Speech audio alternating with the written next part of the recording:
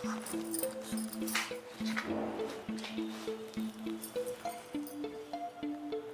भगवान, हमके माफ कर देम। हम ये गलती कइल ना चाहत रहनी हो, लेकिन मजबूर बानी। हम नहीं चाहत कि हमार बच्चा दूसरा के घर में पैदा हो। का करता रू फिर तो कहता रू ई का कोई नहीं रहुआ। जवान बच्चा होता ना ओके आवे दो, रोको मत। रहुआ का चाहता नहीं? खुद के रहे के जगह नहीं के, दूसरा के घर में कब हो जा ना अपन घर ना गाड़ी ना कुछ। वही में बच्चा पैदा कर बहुत जरूरी बाटे। ये बताओ जितना भी बच्चा पैदा लोग करता अपने घर में करता कि किराए वाला घर में मकानों में करता? हम नहीं चाहत कि दूसरा के घर में बच्चा पैदा हो। जब सब कुछ अपन हो जाए, गाड़ी घर, तब बच्चा पैदा हो। अरे गाड़ी हुई, बंगला हुई, सब कुछ हुई, लेकिन जो ना होता वो क्या हुई तो रोको मत। राउर सोच तो भगवाने समझ सकेले, हम ना। एक बार दवाई नहीं खा की ठीक बाटे।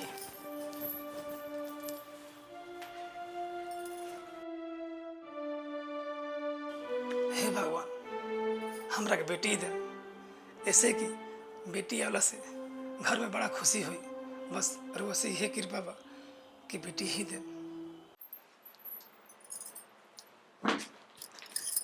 बाप बन के तो इतना शौक बा, बाकी घर द्वार कुछ ना खरीदाई। हाँ बाबा जी, बाड़े होने बैठल बड़े। देव तू कैसे रास्ता पकड़? भैया रास्ता भुलाए लेकिन हूँ तोहरा लगा नहीं है। आई मिठाई का मिठाई एक कवना खुशी में हो तू बड़का पापा बन गई। अरे बड़का खुश कभी सुन लो भाई। ले भाजी मिठाई खा। अरे ना कोनो बात नहीं, खा लेम बाद में। अरे खाना लो, खा लेम बाद में, छोड़ दे बाद में ना खाबी तो तोरा हाथ में।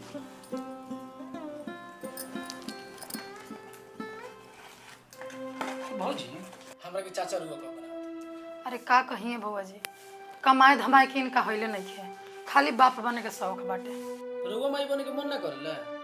मन तो करबे करेला, लेकिन का करेम, गरीबी देख के मन के मार ले में। ए भौजी, एमे बच्चा के अमीरी गरीबी से का मतलब बा? उ तो माई के दूध पी के ना पोसला, उ तो अपन तकदीर ऊपर से लेके आला। हैं?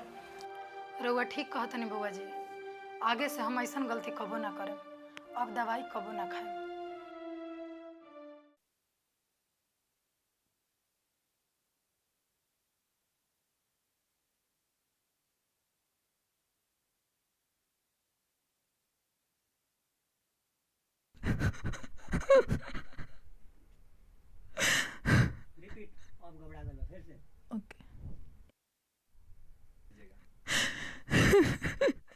का भइल?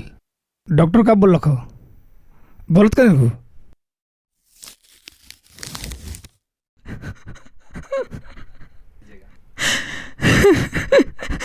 हम माई नहीं के मन सकत।